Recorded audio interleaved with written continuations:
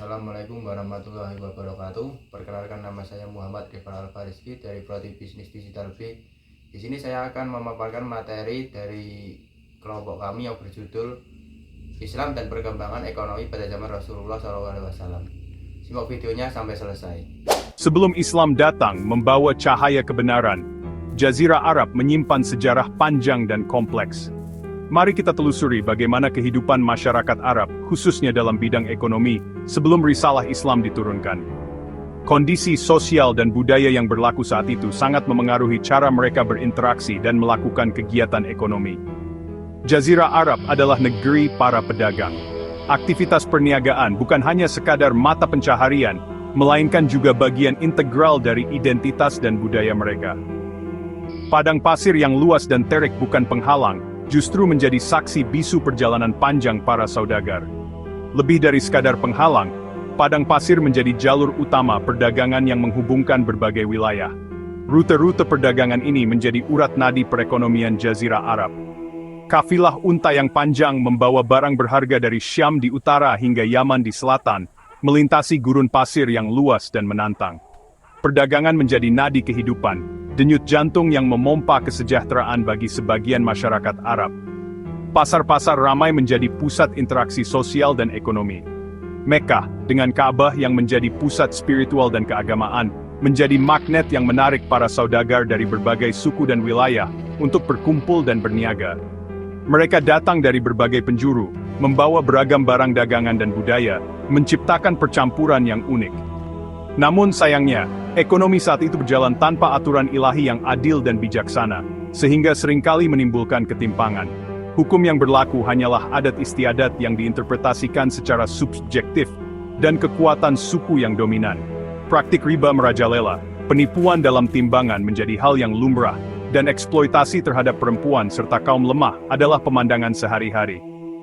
Ketidakadilan ini telah mengakar dan menjadi hal biasa yang diterima begitu saja oleh masyarakat.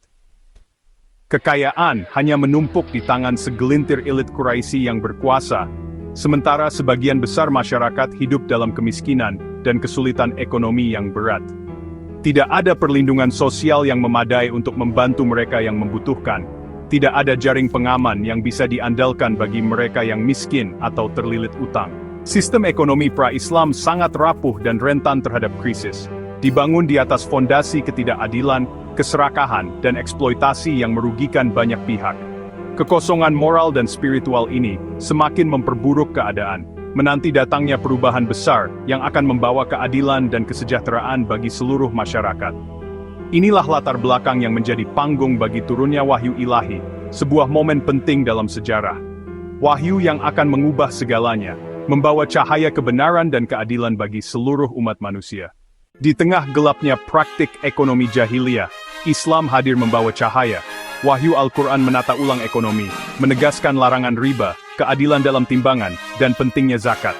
Nabi Muhammad SAW mencontohkan kejujuran dan keadilan dalam berdagang. Ekonomi kini menjadi bagian dari ibadah, bukan sekadar urusan duniawi.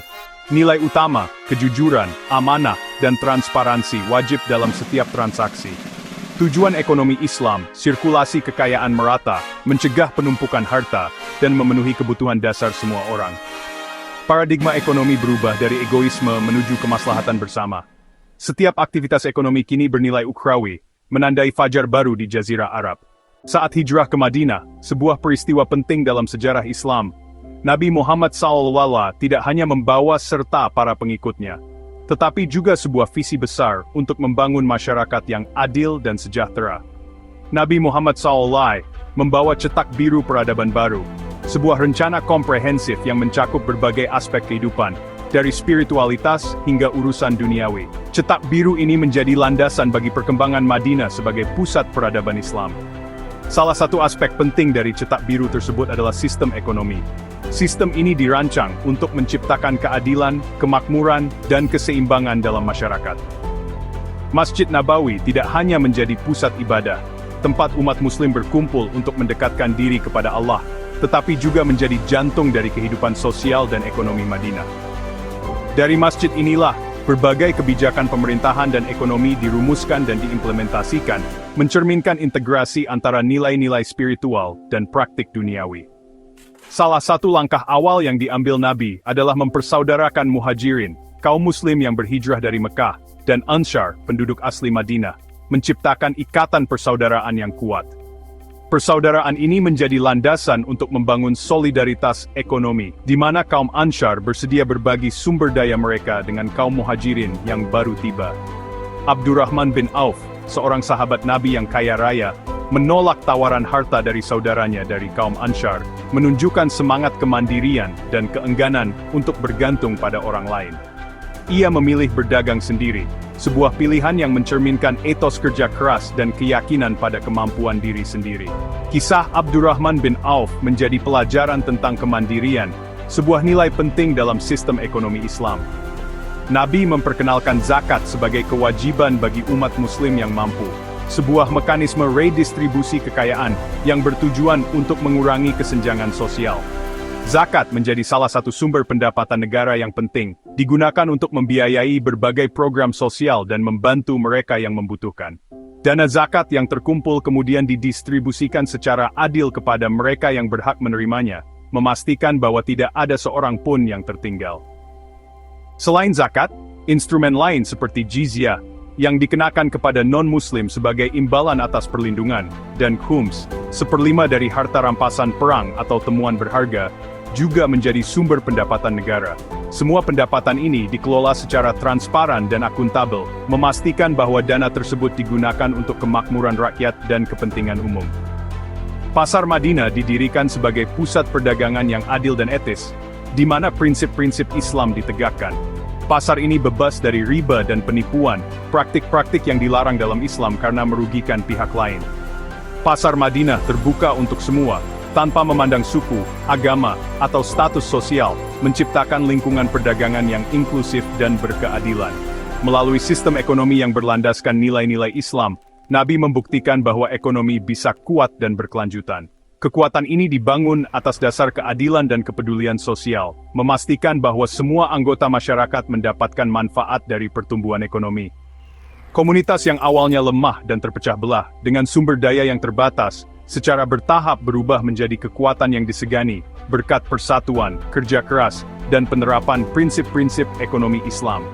Kekuatan ini mencakup baik ekonomi maupun politik, memungkinkan Madinah untuk memainkan peran penting dalam sejarah Islam. Warisan Nabi Muhammad SAW dalam bidang ekonomi adalah sebuah sistem yang tidak hanya berfokus pada pertumbuhan materi, tetapi juga pada sistem yang menjamin kesejahteraan semua anggota masyarakat, memastikan bahwa setiap individu memiliki kesempatan untuk hidup dengan layak dan bermartabat. Kesejahteraan ini bukan hanya untuk segelintir orang kaya, tetapi untuk seluruh masyarakat, menciptakan lingkungan yang harmonis dan berkeadilan. Inilah model ekonomi yang relevan sepanjang zaman, sebuah bukti bahwa prinsip-prinsip Islam dapat diterapkan untuk menciptakan masyarakat yang adil, makmur, dan sejahtera. Ekonomi Islam berbeda dari sistem konvensional yang kita kenal. Perbedaannya bukan hanya terletak pada mekanisme transaksinya, tetapi juga pada fondasi filosofis dan etika yang mendasarinya. Ia menawarkan sebuah paradigma alternatif dalam mengelola sumber daya dan kekayaan. Tujuan utama dari ekonomi konvensional seringkali terfokus pada akumulasi laba semata. Tapi dalam ekonomi Islam, tujuan akhirnya adalah mencapai falah, kesejahteraan yang hakiki, mencakup kebahagiaan dunia dan akhirat. Ini adalah konsep yang jauh lebih luas dan mendalam daripada sekadar keuntungan finansial. Dalam sistem ekonomi Islam, proses mendapatkan keuntungan sama pentingnya, bahkan mungkin lebih penting, dengan hasil yang diperoleh. Kejujuran, transparansi dalam setiap transaksi, dan menepati janji yang telah disepakati adalah inti dari setiap transaksi bisnis. Kepercayaan adalah mata uang yang paling berharga. Hati nurani menjadi kompas moral yang membimbing setiap pelaku ekonomi dalam setiap keputusan yang diambil. Kepemilikan dalam Islam bukanlah hak mutlak, melainkan bersifat amanah, sebuah kepercayaan yang harus dipertanggungjawabkan. Harta yang kita miliki pada hakikatnya adalah titipan Allah yang harus dikelola dengan bijaksana. Dalam setiap harta yang kita peroleh, ada hak orang lain, khususnya mereka yang membutuhkan. Hak ini harus ditunaikan melalui mekanisme zakat dan sedekah, sebagai wujud kepedulian sosial. Harta tidak boleh hanya ditimbun, melainkan harus diputar dan diinvestasikan secara produktif, agar memberikan manfaat yang seluas-luasnya bagi banyak orang dan mendorong pertumbuhan ekonomi yang inklusif. Ekonomi Islam berupaya menyeimbangkan kepentingan individu dengan kepentingan masyarakat secara keseluruhan, menciptakan harmoni dan keadilan. Ia juga menyeimbangkan antara kebutuhan duniawi dan persiapan untuk kehidupan akhirat. Sistem ini membingkai kemajuan ekonomi dalam kerangka nilai-nilai luhur dan etika yang kuat, bukan hanya berorientasi pada akumulasi kekayaan materi semata. Tujuan akhirnya adalah membangun masyarakat yang adil, sejahtera, beradab, dan berakhlak mulia. Inilah esensi dari ekonomi yang berlandaskan hati nurani, spiritualitas, dan nilai-nilai kemanusiaan yang universal. Ekonomi Islam berdiri di atas 3 pilar utama. Pertama, prinsip tauhid, kepemilikan mutlak hanya milik Allah, manusia hanya pemegang amanah. Kedua, manusia sebagai khalifah bertanggung jawab mengelola bumi dengan adil dan bijaksana. Ketiga, bekerja adalah ibadah, mencari rezeki halal adalah jihad, menjaga kehormatan dan berkontribusi pada masyarakat. Setiap aktivitas ekonomi harus sesuai hukum Allah. Paradigma ini memastikan ekonomi selalu dalam pengawasan Tuhan dan tanggung jawab sosial. Fondasi Rabbani menjadikan ekonomi Islam bukan sekadar teori, tapi jalan hidup. Tujuannya, kebaikan individu, masyarakat dan lingkungan dalam keridaan ilahi. Ekonomi Islam bukan hanya untuk Muslim, tapi untuk semua. Prinsip keadilan, kejujuran dan larangan eksploitasi bersifat universal. Sejarah membuktikan non-Muslim pun merasakan keadilan ekonomi Islam. Kuncinya, menerima paradigma, bukan agama. Non-Muslim bisa berbisnis syariah selama mengikuti prinsipnya. Jizyah adalah kontribusi adil, bukan diskriminasi. Negara wajib melindungi semua warga. Ekonomi Islam adalah sistem operasi etis yang bisa dijalankan siapa saja. Hilangnya riba dan penipuan mempersempit kesenjangan. Inilah tawaran universal, jalan menuju kesejahteraan bersama. Wafatnya Nabi bukan akhir pengembangan ekonomi Islam. Para ulama dan khalifah melanjutkan estafet intelektual, menyesuaikan prinsip syariah dengan tantangan baru. Khalifah Umar bin Khattab mendirikan Baitul Mal, mengelola keuangan negara, dan mereformasi administrasi. Ulama besar seperti Abu Hanifah, Malik, Syafi'i, dan Ahmad membahas akad, bagi hasil, dan hukum ekonomi. Karya mereka jadi rujukan berabad-abad, dilanjutkan pemikir seperti Ibnu Taimiyah dan Ibnu Khaldun. Ekonomi Islam terus berkembang, dinamis menjawab tantangan zaman. Inilah bukti ekonomi Islam bukan konsep statis, tapi terus hidup dan relevan. Abad 21 diwarnai krisis ekonomi, kesenjangan dan kerusakan lingkungan. Banyak mencari alternatif dari sistem konvensional, disinilah ekonomi Islam relevan. Larangan riba dan spekulasi adalah solusi krisis finansial global. Tantangannya menerjemahkan prinsip klasik ke institusi modern, butuh ijtihad dan inovasi. Literasi ekonomi Islam masih rendah, edukasi sangat diperlukan. Tanpa pemahaman, ekonomi syariah bisa jadi formalitas belaka. Ekonomi Islam menawarkan visi holistik pertumbuhan tanpa mengorbankan keadilan dan lingkungan. Relevansinya, mengembalikan hati nurani ke jantung ekonomi modern. Ekonomi Islam adalah manifestasi pandangan dunia yang menempatkan keadilan dan ketuhanan di pusat aktivitas ekonomi. Sistem ekonomi membentuk wajah peradaban, keserakahan melahirkan ketimpangan, keadilan melahirkan harmoni. Ekonomi Islam mengajak kita menjadi khalifah yang bertanggung jawab, bukan sekadar konsumen. Jalan menuju cita-cita ini panjang, butuh kerja keras dan komitmen semua pihak. Warisan Nabi dan ulama memberi peta jalan dan inspirasi. Ini bukan nostalgia, tapi mengambil hikmah masa lalu untuk masa depan. Panggilan untuk merenung, belajar, dan bertindak, memadukan ekonomi dengan nilai moral dan spiritual. Ekonomi Islam adalah undangan membangun tatanan ekonomi yang membawa rahmat bagi seluruh alam.